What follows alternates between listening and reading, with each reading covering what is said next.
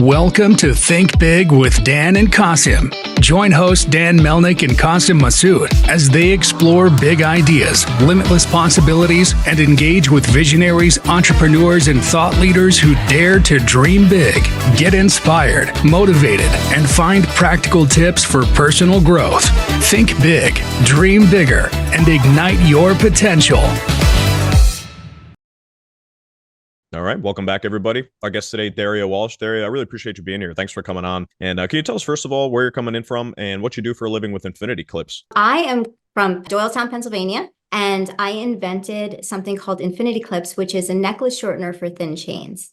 Yeah, no, it's amazing. And I know we talked a little bit about right before we hopped on the recording here is so you guys obviously have some experience reselling luxury jewelry. So obviously, you have a lot of experience in that space, probably saw, a myriad of problems. What kind of led you to, landing on this as an entrepreneurial venture for yourself, really put 2 feet in and kind of run with it? It really wasn't that. I dabbled in a lot of areas as like a serial entrepreneur. I've kind of always been taking my own path in life. And I was at a point in my life, I actually had a business go under. And I was starting over completely. And throughout the years, I've seen, products I've thought of and said, that I should put that out on the market. Oh, we really need this solution in the marketplace. And then years later, I'd see it come out and somebody else would put it out there and they would make so much money on it. And I'm like, why didn't I do it? Why didn't I follow through? But, I was raising kids for like a while and I started young. I had my kids young. So my focus, my priorities were in a different place. So I was really an entrepreneur, but working with small startups, working for other people and their businesses. And I did start my own business and, came to a point of failure with that one. It was just like an overnight thing where I was on an online marketplace and it didn't work out and then found myself having to start completely over again. And so I moved back with my parents and, I was just in my room one day thinking, I really need something to shorten my necklace chain. And just started fiddling around with ideas of how to do that. And then eventually I'm like, you know what? I am going to bring this to market. I'm finally going to follow through on something and I'm going to bring it to market and, we'll see how it goes. It took me a couple of years it was like when I had the idea, I'm like, yeah, I'm going to follow through in it. And then I had to get a job and, had another job while I was building this on the side. So it was kind of a slow build, but it was just so much fun trying to, figure out how to make something work. And it looks like a simple idea. It's actually, I don't know if you could see this. It's just a tiny little clip and you think it's so simple. And I'm like, oh, this is a simple idea. I could bring this to market. No problem. It's nothing simple when you're trying to bring nothing is ever. It is like, it was so complicated, but little by little, you just keep going and you figure it out. And, that's it. And then I got a patent, brought it to market myself, and here I am. Yeah, no, it's an amazing story. I'm always fascinated to hear, the processes going through to actually, start a first like real entrepreneurial venture for the first time. So can you tell me a little bit about that experience? What kind of led you to, are you still working the job at your career now? Or are you full-time? No. I took the plunge and, I a couple of years ago, I said, okay, I have to go into this full time. I'm seeing success with this. I was able to replace my income before I made the jump because I do have kids, I was a single mom. So I had to have both running at the same time. But, I took the chance. I was terrified to do it, to quit the job and just to make that jump. But, then, the company just grew, multiple since then because I was able to focus all my effort in one direction. So I am full-time, 100%. And this is all I do every day, all day.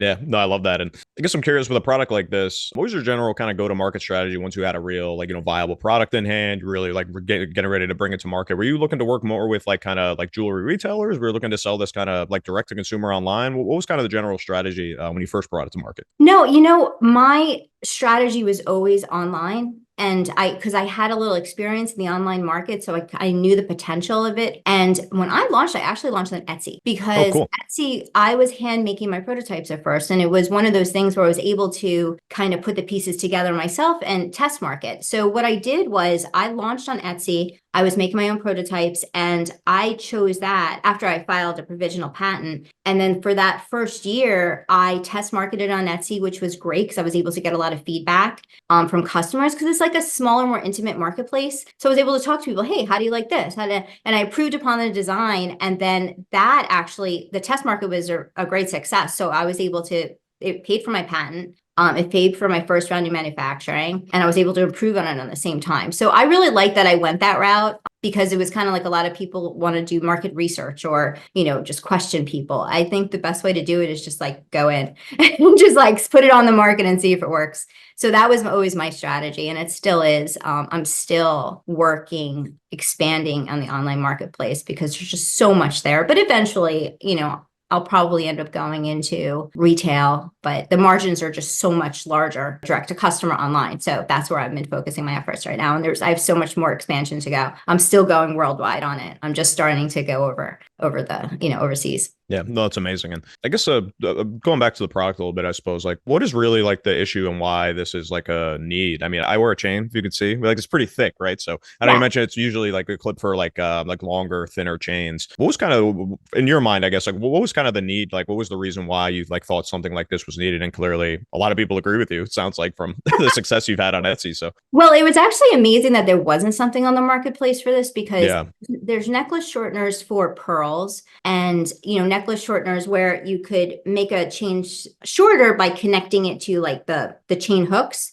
Like right. But when you work with something like a rope chain, a thin rope chain, or a snake chain, or something where there isn't any hooks to make it smaller in that way, the only way to do it was to put a clip. I had to come up with a solution. The best way I found to do it was to make a little clip that attaches to the back so you could shorten it.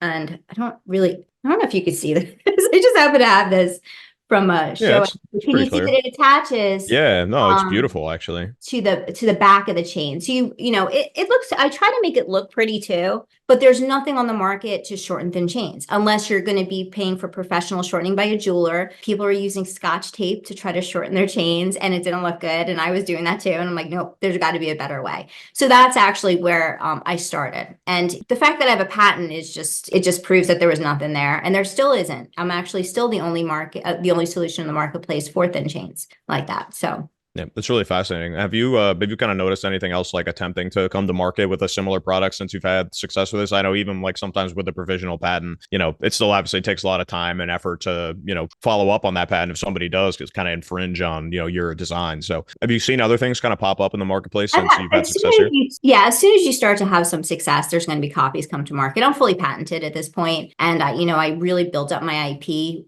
worldwide also, just because that was just part of my strategy, to build my brand name and also, bring the unique product to market. There has been copies, and I find that, believe it or not, a lot of people think you cannot protect your product on the market from copies coming overseas or whatever. You absolutely can. Amazon has special programs in place that helps you protect your IP. I've had things taken off of Temu, Walmart, so they've been really helpful, despite the fact that people think that, there's so many copies out there. They've been really supportive of the brands, and I think that's increasing over time. So yes, I've had people copy me, and it's like, yeah, it's going to happen. It's going to happen when you bring a product to market that's unique and they see you having success. But you just have to have the right people in place, the right lawyers in place, the right IP in the right places, and you'll be okay.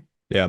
Speaking of, I know I'm always surrounding the IP conversations is obviously, possibilities and opportunities for doing something like white labeling. I always like to ask about. Have you been approached with any opportunities to kind of do like a collaboration or like just kind of source this as a blank slate for other folks to brand it? Or is that not something you're looking to go down right now? Earlier on, I considered like a licensing model where, license the technology. I mean, it's really simple, but the patentability. It is still technology for sure. Yeah. Mm-hmm. Yeah, that patent to other companies. But, I just I had to prove the market first, because when I started out, and I could have gone the licensing route. A lot of inventors try to go that route, but I knew that I had a greater chance of succeeding going to market myself. Only 2 to 3% of products with patents ever even recoup the cost of the patent. Right. I think the top 1 or 2% earn over 6 figures. So it's, there's a very small chance, but you increase your chances astronomically by bringing it to market yourself, because you're not relying on somebody else to do it. And it also isn't proven at the time. So who would think that a little necklace shortener, would be able to be built into a larger brand? But I knew that there was potential, and I knew that I could build this. And so there wasn't even like search comparisons. I had no competitors to see, what the market looked like, because there was nothing out there to compare it to. So with something like that, I knew I had to prove it first, prove the concept first. And now that I have, I don't know, maybe I'd consider that for the future. But right now I'm just focused on building my own brand, the Infinity Eclipse brand, and just bringing it out and expanding on the product line, and, just building that up as much as I can. And, eventually I exit, and then I'll hand it off to another brand or another company to kind of take it further than I can. Yeah, I think you have a really like fair and balanced perspective on that. Like, I think a lot of people maybe do, and actually, I actually hear this a lot from other folks in kind of CPG, whether it's food or beverage, or like hair care, skincare, jewelry, whatever it might be. A lot of the advice that people give to me, like I know I mentioned I always do like to ask that question. If you give yourself any piece of advice, if you were to go back and start this business again, one of the most common answers I get to that question is don't spread yourself horizontally like too quick. Like, don't get into like 100 places of retail and like doing like a bunch of different verticals all at once you start to have some success, because it can spread you pretty thin. So I like that you're kind of taking your proof of concept first, make sure it's solid before we're going into, and like I think that's a good roadmap for anybody doing anything like you are. So it's really amazing, and I am curious to hear your answer to that question though, by the way. So I suppose if you could go back and go back to the beginning, this is still like kind of in the idea phase, and give yourself any piece of advice to bring this product to market again, what do you think that piece of advice would be? For me personally, and I think this answer would be different for other people. So for me personally, I am not a huge risk taker. I'm an entrepreneur, but I'm very cautious about moving forward. And I think I would take more risks. I'd fail quicker. I think that a lot of people think a product has to be perfect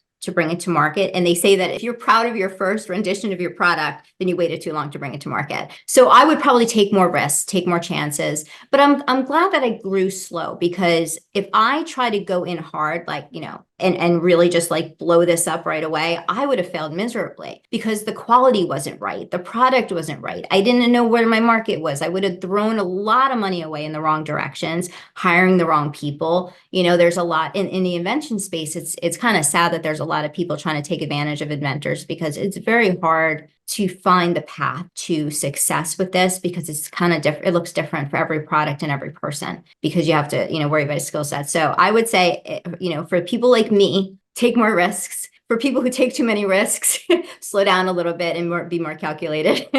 I think it's such good advice, and I've heard stories from people saying, that they did kind of grow a little bit too fast, got into like, Walmart offered them $1,000 deal, and they were like, yeah, of course. What am I going to say no? And they were like, well, and then I had to rush into a manufacturing partnership that wasn't really perfect before like they really got it right for us, and we ended up spending too much, and then they got out of Walmart, and that was like 90% of the revenue for the 6 months they were doing that. And then they were kind of just back to D2C where they started. So no, I think it is. I think it's really good advice, and you're probably not surprised to hear that's something I hear a lot from a lot of folks who either did it the way you did, or maybe did not and went through that the hard way, is like, take the growth slow, like, do the proof of concept like you're doing. So I think it's really good advice. When you hear it 50 times on a podcast, it's not really anecdotal evidence anymore. So I appreciate you being a part of that. Yeah. I still struggle with finding the balance. Yeah. Like, because opportunities come up, and I just had an opportunity where I was on national TV for, a flash sale, and it really just shined a light on my operational things I had to change operationally to scale bigger. So,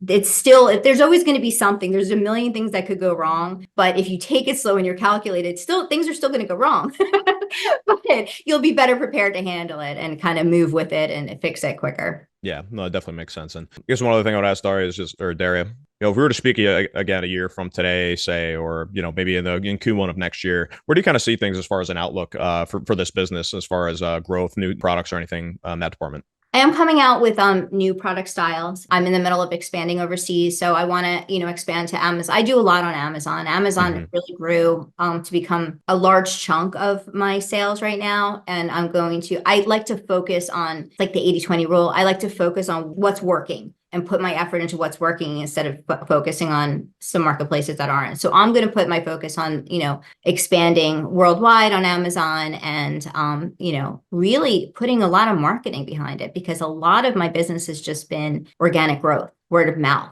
I don't do advertising. So I'm partnering with another marketing company that is going to take it out there and, really push it out, because I'm a solopreneur. So I really need to let go of the reins a little bit and just let it kind of grow. It's really interesting to that point as well. I think, the either you maybe grow a little bit too fast, and the advice becomes like, don't be afraid to have slow growth. That's another thing I hear a lot, which is exactly that point too. it was kind of just basically like, taking on a little bit of help earlier on. I think I get a lot of feedback from folks basically saying like, I feel like I just from like the outside looking at, like looking at what other entrepreneurs do and how they like, present themselves on social media. It's like, I feel like I should be doing everything until I've made $1 million.